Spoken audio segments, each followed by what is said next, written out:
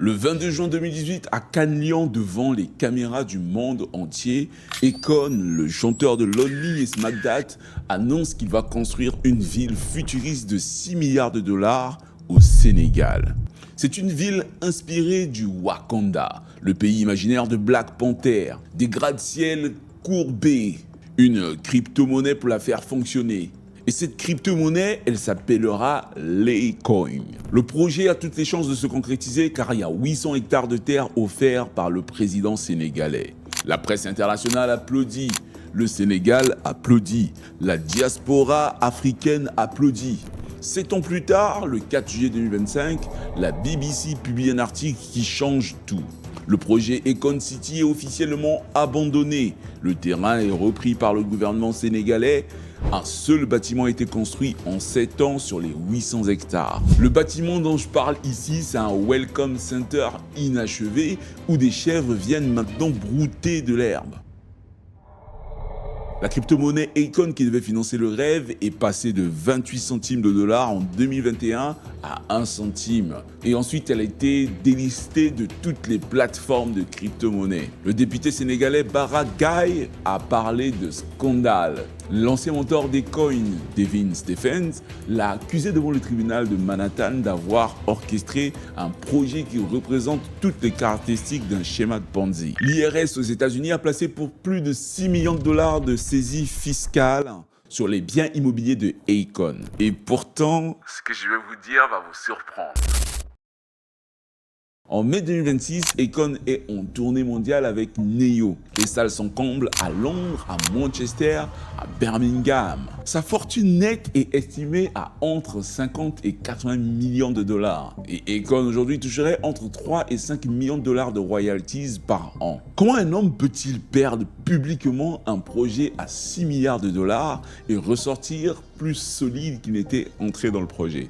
Comment peut-on ruiner sa réputation devant le monde entier et continuer à gagner des millions chaque année? Une fois que j'aurai répondu à cette question à travers cette vidéo, je peux te garantir que tu vas repenser ta façon de gagner de l'argent. Parce qu'Akon a fait quelque chose pendant 25 ans que personne n'a remarqué. C'est cette chose contre-intuitive qu'il a faite qui l'a rendu intouchable et très difficile à appauvrir. Dans cette vidéo, on va faire ce que personne n'a fait. On va décortiquer les 7 sources de revenus qu'Akon a empilées en silence pendant que tout le monde regardait Akon City s'effondrer. On va voir comment il a signé Lady Gaga au moment où Interscope allait la lâcher. On va voir comment sa polygamie est construite d'une façon étrange. Ce n'est pas qu'une histoire personnelle, pour lui c'est un système business. On va voir comment l'homme qu'il a découvert est devenu son pire ennemi. Et surtout, à la fin, je vais te montrer pourquoi ce que fait Akon, n'importe quel créateur peut maintenant le faire sans avoir besoin de signer une superstar ou de vendre des diamants. Mais avant qu'on rentre dans le vif du sujet, je vais te présenter le sponsor de cette vidéo. Aujourd'hui, tu sais que la plupart d'entre nous, on gère un peu de vie. C'est-à-dire qu'on a une vie en France avec notre famille, mais on a aussi une vie un peu restée au pays, les parents, les frères. Donc on envoie de l'argent, on gère le business, on fait des démarches en ligne, on parle à la famille et tout ça, on le fait sur WhatsApp, on fait des virements en ligne et surtout, on consulte nos comptes bancaires. Et tout ça, on fait des fois l'erreur de le faire dans des milieux publics, sur des Wi-Fi publics, au travail, à l'école, dans des lieux où clairement notre connexion n'est pas protégée. Laisse-moi te dire quelque chose, à chaque fois que tu te connectes sur Internet sans protection, ton adresse IP, tes infos bancaires, tes données perso, tout ça peut circuler. Il y a des gens qui sont très forts pour capter ces données-là. Dans le pire des cas, qu'est-ce qu'ils peuvent faire? Ils peuvent vraiment te voler ton argent, te voler ton identité, te pirater ou t'arnaquer. Je te laisse juste imaginer la suite de l'histoire pour toi si tu te faisais usurper par exemple ton identité. Quel drame. C'est pour ça que aujourd'hui je vais te parler du sponsor de cette vidéo. C'est CyberGhost VPN. CyberGhost VPN, c'est exactement le genre d'outil que la diaspora a besoin ou devrait même utiliser depuis très longtemps. C'est-à-dire qu'avec CyberGhost VPN, tu peux te connecter dans plus de 100 pays, choisir ton emplacement. Tu peux choisir par exemple que, alors que tu es à Paris, que ton ordinateur est localisé à New York, à Kinshasa, à Abidjan. Et surtout, tu peux masquer ton identité réelle. Ça signifie que tout ce que tu fais en ligne va être crypté invisible et protégé à l'abri des hackers. Avec CyberGhost VPN, lorsque tu es sur ton ordinateur ou sur ton téléphone et que tu envoies par exemple de l'argent, que tu gères ton business en te connectant par exemple à ton dashboard Shopify, que tu investis ou que tu fais des opérations sensibles, si tu le fais, tu vas le faire en sécurité. Il n'y aura pas d'espions, pas de trackers, pas de mauvaises surprises. Et pour les phases de détente, que tu sois en Occident, en Asie ou en Afrique, tu peux débloquer Netflix US, tu peux débloquer les chaînes africaines ou tous les contenus qui sont géobloqués. CyberGhost va vraiment sauver tes soirées, mais pas que la tienne, parce que tu peux l'installer sur 7 appareils en même temps. C'est-à-dire que tu peux l'avoir sur ton smartphone, sur ton ordinateur, sur la tablette des enfants et sur la tablette de tous tes proches. Et le meilleur dans tout ça, c'est qu'avec CyberGhost VPN, tu as 45 jours satisfaits ou remboursés. C'est quasiment un essai gratuit. C'est pourquoi je te mets dans la description le lien qui va te permettre de télécharger ce VPN et de l'installer immédiatement sur ton ordinateur ou sur ton téléphone. Franchement, si tu gères de l'argent, si tu gères du business ou juste si tu veux de la tranquillité, installe CyberGhost. Ecoin est né le 16 avril 1973 à Saint-Louis dans le Missouri. De son vrai nom Alioune Badara Thiam, son père s'appelle Mor Thiam. Et là, il faut que je te raconte un truc, parce que Mor Thiam, ce n'est pas n'importe qui. C'est un percussionniste sénégalais d'origine Wolof. Il a joué avec Alvin Ailey, le chorégraphe afro-américain le plus influent du XXe siècle. Il a accompagné Dizzy Gillespie, Grace Jones. Il était reconnu dans le milieu jazz international comme un maître du djembé. Là, peut-être que tu t'interroges, est-ce que le père d'Akon était déjà riche? En fait, c'est parce que tu ne sais pas combien gagnait un percussionniste sénégalais reconnu mondialement dans les années 70. La réponse, c'est pas grand-chose. Quelques centaines de dollars par concert dans les bons jours, mais beaucoup de tournées étaient faites au noir. Pas de droits d'auteur sur les compositions auxquelles il participait. Pas de royalties, pas de structure. Grosso modo, c'est l'économie traditionnelle du musicien africain dans l'industrie occidentale. On te respecte pour ton talent, mais le système est conçu pour que tu n'accumules rien. Ce qui était violent à cette époque, c'est que quand tu prenais le batteur d'un groupe rock de blanc, dans les mêmes conditions, il pouvait toucher jusqu'à 50 fois plus en royalties cumulées sur sa carrière. Pas parce qu'il était meilleur, mais parce qu'il était dans le bon système. Donc Akon, lui, il a grandi avec ça sous les yeux. Sa famille était modeste. Il a vécu une enfance partagée entre New Jersey et Kaolack au Sénégal, jusqu'à ses 7 ans. Quand il rentre définitivement aux États-Unis à Union City, il a déjà compris une chose que la plupart des artistes mettent 20 ans à comprendre. Il a compris que le talent ne suffit pas. Le talent dans le mauvais système, ça t'enferme. Alors que le talent dans le bon système, ça t'enrichit. Lui, il refuse d'être enfermé très tôt. En 2004, Akon va sortir Locked Up. La chanson raconte le type enfermé qui rappe sa frustration depuis sa cellule. Le public va tout de suite aimer parce que c'est cru, c'est authentique, c'est la street credibility qu'aucun marketing ne peut fabriquer. Pendant des années, Akon raconte qu'il a fait 3 ans en prison, qu'il a connu la cellule, que la chanson sort de son vécu. Les interviews s'enchaînent, le storytelling se solidifie et les ventes explosent. Convict, son deuxième album sorti en 2006, sera certifié triple disque de platine. 3 millions d'exemplaires vendus rien qu'aux États-Unis. Et puis en avril 2008, le site de Smoking Gun publie une enquête. Ils ont retrouvé les dossiers judiciaires d'Akon, tous les dossiers. La vérité est beaucoup plus banale. En fait, on parle de quelques arrestations mineures pour vol de voiture, pas de condamnation lourde, pas de longue peine carcérale. Le mythe du locked up tel qu'il était raconté, c'était du marketing, c'était pas du vécu. Akon ne nie pas, il assume à demi-mot.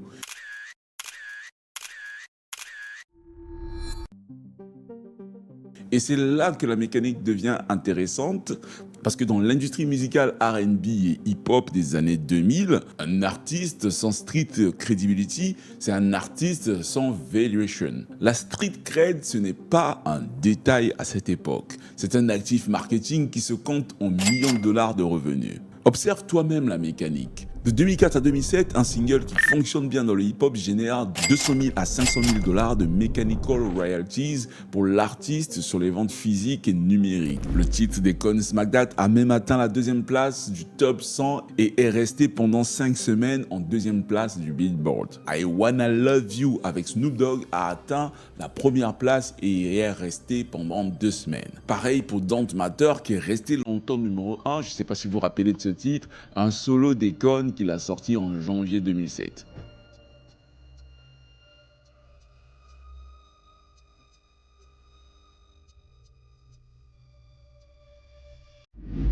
C'est donc naturellement en 2007 qu'Akon devient le premier artiste solo de l'histoire à occuper les 2 premières places du Billboard des top 100 2 fois de suite. Cumulé sur ses 3 premiers albums, ça fait des dizaines de millions de dollars de revenus directs. Et tout ça a été construit sur un storytelling carcéral exagéré. Donc à ce stade, il y a déjà une première leçon à retenir de la part d'Akon. Et cette leçon va vraiment expliquer tout le storytelling qui va conduire au faux Wakanda. Parce que Akon avait compris dès le début que dans son industrie, l'histoire que tu racontes vaut plus que les faits. C'est cynique, mais c'est efficace. Et tu vas voir, c'est exactement la même mécanique qui va lui exploser à la figure 15 ans plus tard avec Akon City. Pour l'instant, on n'en est pas encore là et on va même faire un bond en arrière dans l'histoire. On va retourner en 2003. Akon n'est encore personne. À cette époque, il a 30 ans. Il traîne dans le circuit des labels indépendants. Et un jour, il rencontre un homme dont tu n'as probablement jamais entendu parler, mais qui est le faiseur de roi du R&B américain. Cet homme s'appelle Devin Stephens. Stephens, c'est un vétéran d'Atlanta. À l'époque, Atlanta, c'est la capitale mondiale du R&B et du hip-hop. Il a été le premier artiste à signer chez LaFace Records, le label de Lay Reid et de Babyface. Il a fait éclore des carrières que tu connais, Usher, Toni Braxton, TLC Pink. Jay-Z l'a même sollicité pour développer ses propres projets. C'est un homme qui sent les talents avant tout le monde. Et en 2003, figurez-vous qu'il va signer Akon à son label Upfront Entertainment. Un an plus tard, Akon va cofonder Convict Music avec Stephens comme vice-président. C'est Stephens qui va structurer le deal, qui va négocier avec Universal, qui va ouvrir les portes des grandes maisons. Sans Stephens, il n'y a pas de Convict Music, tout simplement. Sans Convict Music, il n'y a pas de Lady Gaga, il n'y a pas de T-Pain, il n'y a pas de Colby O'Donis. Sans cette plateforme, Akon serait resté juste un chanteur talentueux parmi des centaines ou des milliers de chanteurs talentueux comme on peut trouver aux États-Unis.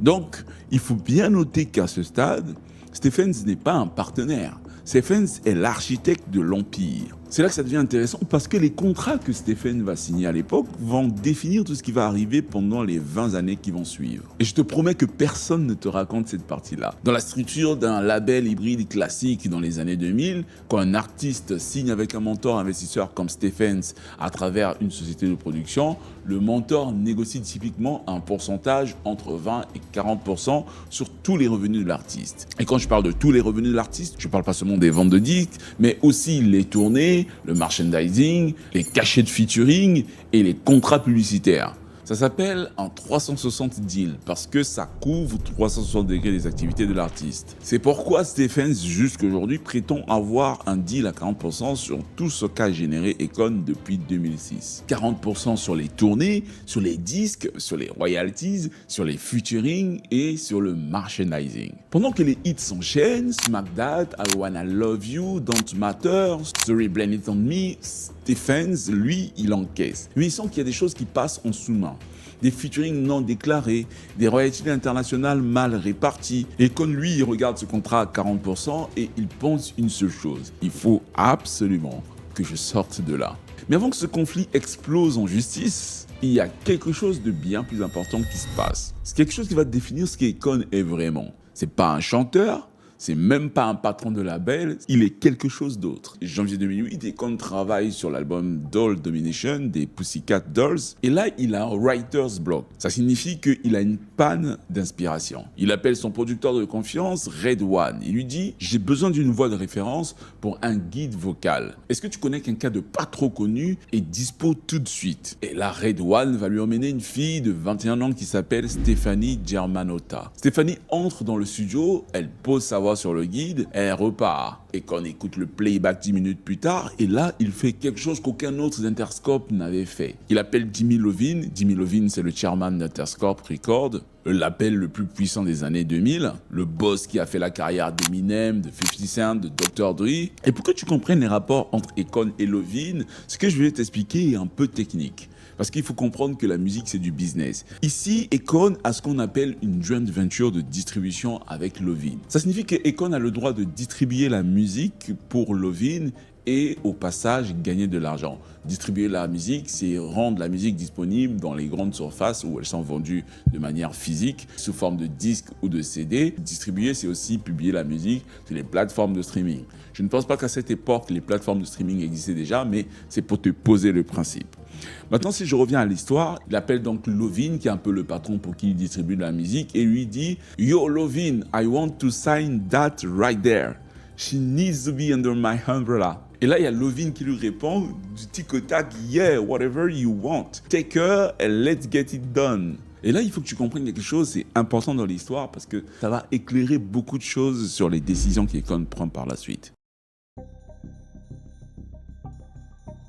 Il était prévu que Stefani Germanotta soit virée d'Interscope la semaine d'après. Et avant ça, la même avait déjà été lâchée par 4 ou 5 labels avant. Elle était à un cheveu de retourner servir des cafés à New York et Akon la signe en joint venture entre Convict Music et Interscope. Suite à cette signature, Redouane et Akon vont coproduire les 3 premiers singles de la fille, Just Dance, Poker Face, Lover Game. L'album sort et il s'appelle The Fame et il est tout de suite numéro 1 dans 14 pays. La planète entière connaît maintenant Stefani Germanotta, sauf qu'elle a changé de nom, elle s'appelle désormais Lady Gaga. Akon, sur un coup de bol, a signé la prochaine plus grosse star pop du 21e siècle au moment exact où tout le monde l'avait abandonné. C'est ici que la signature Akon, le cachet Akon, la stratégie Akon deviennent lisibles. Akon n'est pas juste un artiste, c'est un businessman. Au sommet de la carrière de Lady Gaga entre 2010 et 2011, quand elle est devenue le plus grand phénomène pop mondial, Akon prend une décision que personne ne prend dans cette industrie. Il décide de vendre toutes ses parts. La citation exacte d'Akon plus tard en interview, c'est « Actually, I cash out. I got out while the going was hot. It's like a business. You built it to sell it. » Il a eu le flair et a compris que Lady Gaga était à son pic et il a décidé de cash out, de sortir du deal. Et ça, c'est vraiment un instinct business. Des fois, lorsque ta boîte, elle a bien percé, c'est peut-être le moment de la vendre. Et donc, tu l'as bien compris, Akon a eu le flair pour vendre au sommet. Maintenant que tu as compris ça, tu as peut-être du mal à voir où je veux en venir. Je te présente l'architecture de son business et je n'ai pas fini. On va décortiquer la mécanique financière. C'est très important. Le deal entre Convict et Interscope sur Lady Gaga était structuré comme une joint venture de distribution. Convict Music détenait un pourcentage des droits de Gaga, typiquement entre 15 et 25% dans ce type de structure. Interscope distribuait. Donc à chaque vente, à chaque stream, à chaque concert, Convict touchait une commission. Quand Akon est sorti de cette opération, il a vendu ses parts du contrat de Gaga à Interscope. Le montant exact n'a jamais été rendu public, mais quand on regarde les revenus de Gaga sur cette période, The Fame a vendu juste 18 millions d'exemplaires. Et The Fame Monster, 8 millions. Le Monster Ball Tour a généré 227 millions de dollars. La valeur des parts des coins se chiffrait probablement entre 5 et 15 millions de dollars à ce moment-là. Akon a déclaré dans plusieurs interviews qu'il avait gagné plus avec Lady Gaga qu'avec ses propres albums solo. La dernière sortie via Con Live Distribution avec Gaga, c'est A Very Gaga Holiday en novembre 2011. Art Pop en 2013 est le premier album de Gaga sans Akon dans la chaîne contractuelle. Et là, il y a un détail qui m'a marqué quand je préparais cette vidéo. Quand tu écoutes les paroles de Just Dance, le single qui a tout lancé en 2008, Lady Gaga prononce le nom Redouane. Elle prononce le nom Gaga, mais ne prononce pas une seule fois le nom Convict, alors que c'était l'usage à l'époque dans les morceaux coproduits. C'est juste une parenthèse parce que ça n'a aucun apport dans l'histoire, mais je pense que l'effacement contractuel a commencé par un effacement symbolique. Gaga avait déjà fait disparaître son nom de la chanson. Et pendant que Lady Gaga décolle, pendant qu'Akon empile une fortune invisible aux yeux du grand public, il fait autre chose, quelque chose que personne ne regarde, quelque chose qui n'a jamais fait la une des journaux. Il va se marier, pas une seule fois, plusieurs fois. Quand Akon a 20 ans, avec aucun hit, aucun deal, aucune célébrité, il rencontre une jeune femme dans une fête à Atlanta. Elle s'appelle Tomeka. Elle a 18 ans et 3 ans plus tard, en 1996, ils vont se marier. Et donc, figure-toi que 1996, c'est 8 ans avant Locked Up, donc 10 ans avant Smackdown. Tomeka épouse un Akon qui n'est encore rien. Elle est avec lui pendant les années de galère, les déménagements, les premiers refus de label. Elle est l'épouse de l'avant-célébrité.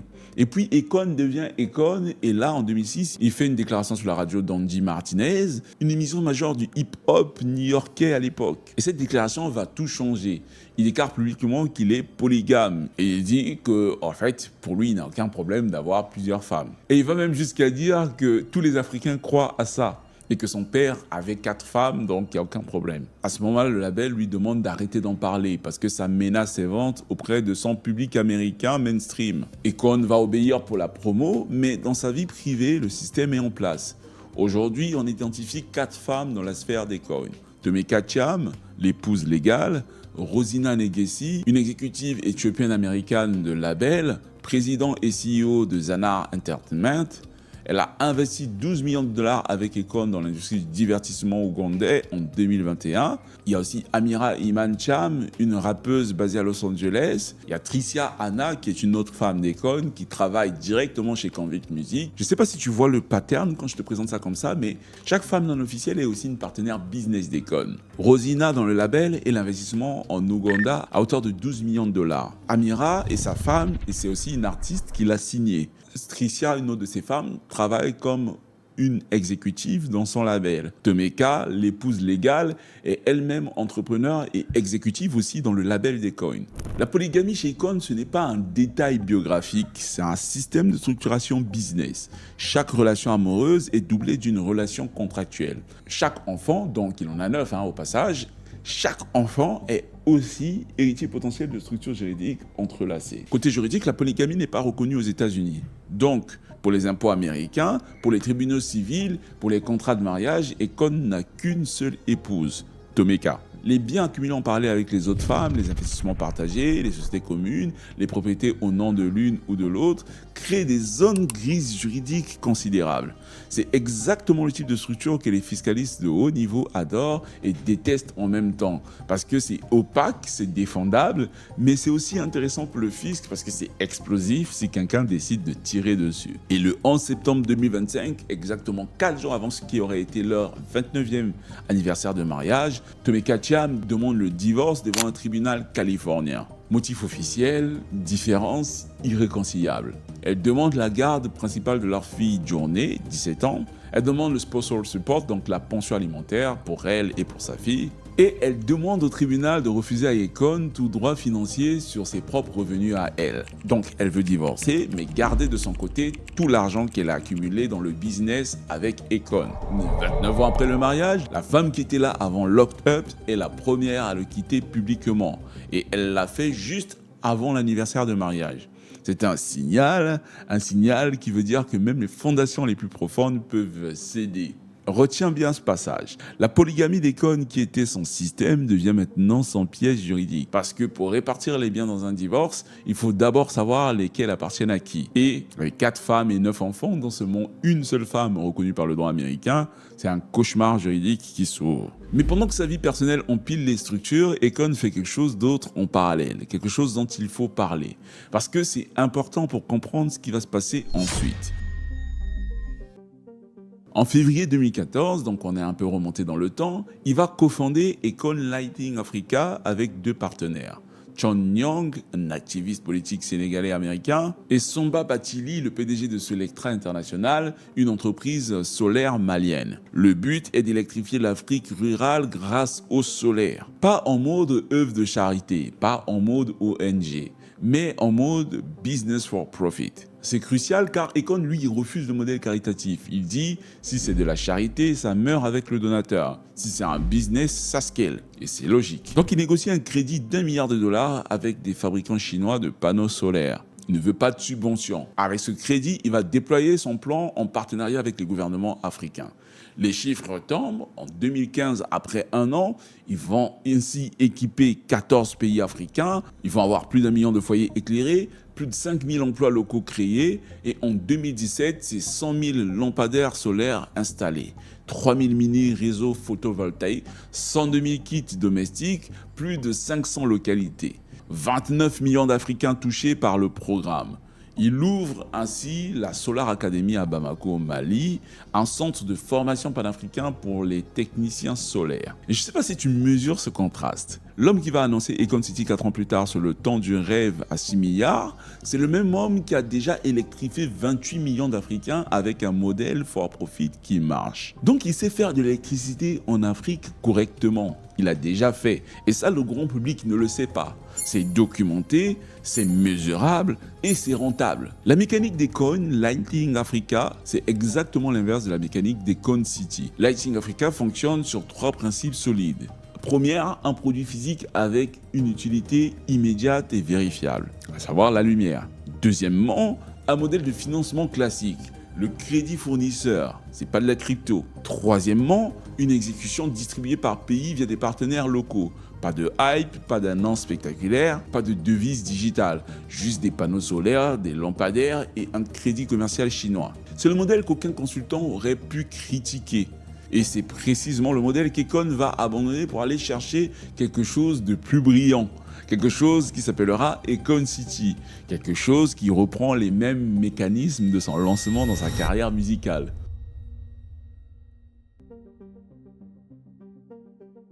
Donc on est à Cannes-Lyon en juin 2018, devant le gratin du marketing mondial, Econ dévoile son grand projet. Une ville futuriste de 6 milliards de dollars sur 800 hectares de terre offerte par le président sénégalais Macky Sall à l'époque. Une ville inspirée du film Black Panther, une real life Wakanda. Et c'est ici que tout se joue, parce que la ville sera financée et fonctionnera avec la crypto-monnaie, à savoir les coins. Et si on veut décortiquer la mécanique de financement, avant même que la crypto-monnaie soit lancée, Econ ouvre une campagne de prévente appelée Token of Appreciation, ou TOA. Et donc cette campagne aura cours et va se terminer en octobre 2019. Le principe est simple. Chaque dollar donné est présenté sur le site comme une donation, mais avec une incitation financière explicite. Les dollars en question seront convertis plus tard en 4 tokens avec appréciation, eux-mêmes convertibles en Econ quand la crypto sera lancée. Le total qui a été levé pendant cette campagne TOA, Token of Appreciation, est d'environ 290 000 $. C'est pas une fortune, mais le signal symbolique est posé.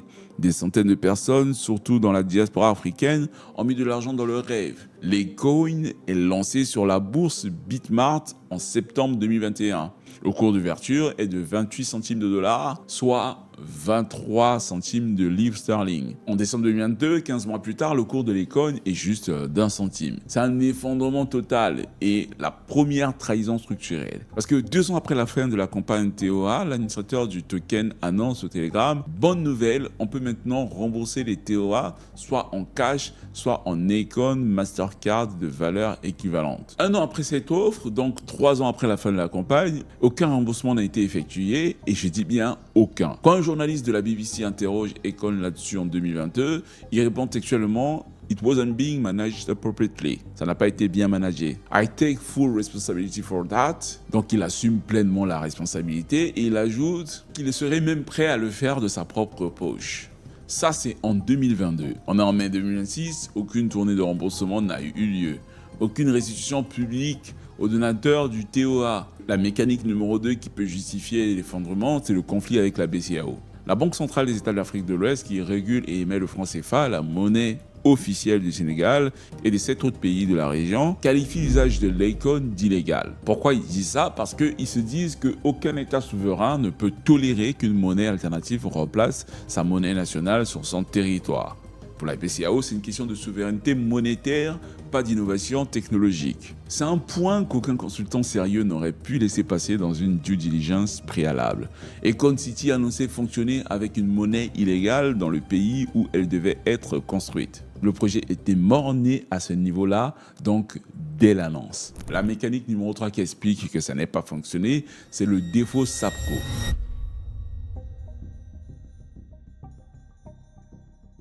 La SAPCO, c'est la Société d'aménagement et de promotion des côtes et zones touristiques du Sénégal. C'est l'entité qui détient juridiquement le terrain. En juin 2024, la SAPCO envoie une mise en demeure formelle à Akon. Les paiements pour le terrain n'ont pas été honorés. Il y a un détail qui m'a glacé quand je l'ai lu pendant la préparation de cette vidéo. La SAPCO n'a jamais payé non plus les centaines de villageois de Bondjen qui avaient vendu leur terrain près d'une décennie auparavant. La chaîne de défaut de paiement remonte aux paysans expropriés. Akon n'a pas payé la SAPCO, mais la SAPCO n'a pas payé les villageois non plus. Et ce que la SAPCO dit, c'est qu'elle ne pourra jamais payer les villageois tant qu'Akon ne paye pas. Ce qui est complètement absurde, parce que Akon arrive sur les terrains longtemps après l'expropriation des villageois. Le 2 février 2023, le député sénégalais Bara Gaye à l'Assemblée nationale qualifie publiquement le projet d'Akon City de scandale. C'est la première dénonciation officielle au niveau de l'État. Le 4 juillet 2025, jour de l'indépendance américaine, la BBC publie l'article qui clôt l'affaire. Le projet Akon City est officiellement abandonné. La SAPCO récupère les terrains. Un nouveau projet touristique de 1,2 milliard de dollars est en discussion avec un consortium dirigé par Idriss Elba, l'acteur de cinéma que vous connaissez certainement. 7 ans après Canyon, 290 000 dollars de dons jamais remboursés, 800 hectares de terre en friche, un welcome center inachevé, un Akon à 1 centime, une crypto-monnaie qualifiée d'illégale par la Banque centrale, des villageois jamais payés et un Akon qui est plus riche que jamais. Comment c'est possible? Pour comprendre ça, il faut juste revenir à Devin Stephens. Je ne sais pas si tu t'en souviens.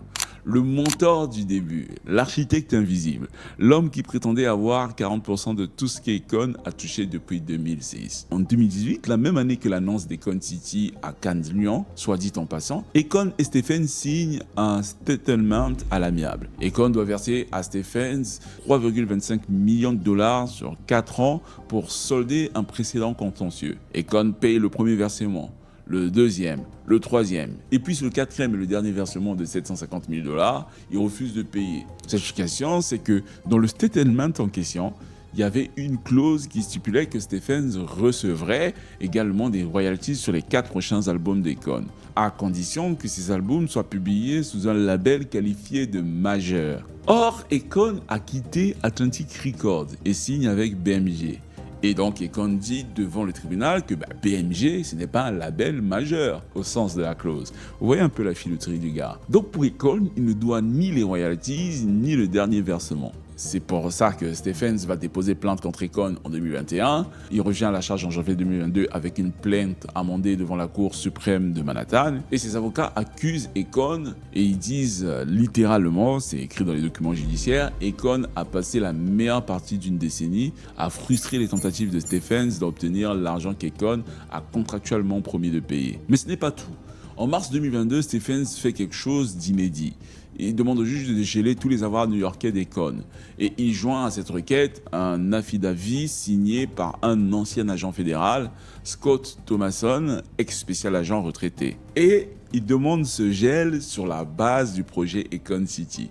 En fait, l'argument qu'ils utilisent, c'est de dire que la crypto-monnaie d'Akon représente, je cite, de nombreuses caractéristiques typiques connues comme red flag des entreprises frauduleuses telles que les schémas de Ponzi et les schémas pyramidaux. Dans les mêmes documents, on va encore plus loin. On voit que l'IRS, donc le fisc américain, a placé pour 6 millions de dollars de saisie fiscale sur les biens immobiliers d'Akon pour impôts impayés. Alors, il en est fini d'Akon. L'avocat de Stephen écrit dans sa requête, je cite, « Akon a vanté qu'il était payé en sac poubelle d'argent liquide pour ses concerts en Afrique. Mais il ne semble pas utiliser ce cash africain pour rembourser ses dettes envers l'IRS. Et il n'utilise certainement pas ce cash pour honorer ses dettes contractuelles envers le plaignant Stephens. » Donc, l'homme qui a annoncé vouloir construire le Wakanda devait simultanément 4 millions à son ancien mentor, 6 millions au fisc, 290 000 dollars au donateur TOA, des sommes inconnues à la SAPCO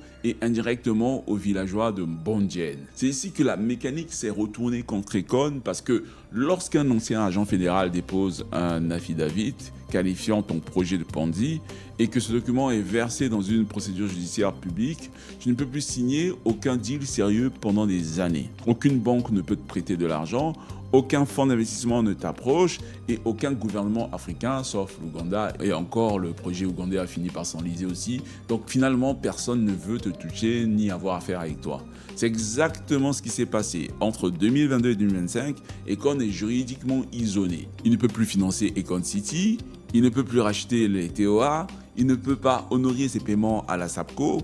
Il a accumulé des défauts en cascade et pourtant, pendant tout ce temps, il continue à empiler des royalties musicales 3 à 5 millions de dollars par an. La tournée Convict Tour avec Neo lancée en 2026 a fait sale comble. Ça a apporté beaucoup de commissions sur ses anciens contrats de label. Comment Akon fait autant d'argent? La première des choses, c'est qu'il continue à faire des tournées. Par exemple, en 2026, il fait une tournée avec Neo, la Convicted Tour. La deuxième des choses, c'est que Akon continue à avoir des commissions de ses anciens contrats de label. La troisième des choses, c'est que Akon a par exemple des mines de diamants au Sierra Leone. Ces mines de diamants continuent à tourner. Il a des investissements immobiliers, il a une présence digitale, donc il a plus de 30 millions de followers cumulés sur les réseaux sociaux, ce qui se monétise automatiquement. Sa fortune nette en 2026 est de 50 à 80 millions de dollars selon les sources. Ce n'est pas le résultat d'Akon City, c'est le résultat de tout ce qu'il avait empilé avant Akon City, pas en tant qu'artiste, mais en tant que businessman. Et c'est ça la leçon centrale de cette vidéo. Récapitulons un peu Akon et ses 7 à 8 sources de revenus actives en 2026. Il a les royalties musicales, 3 à 5 millions par an. Convict Music et Con Live, le catalogue des anciens deals.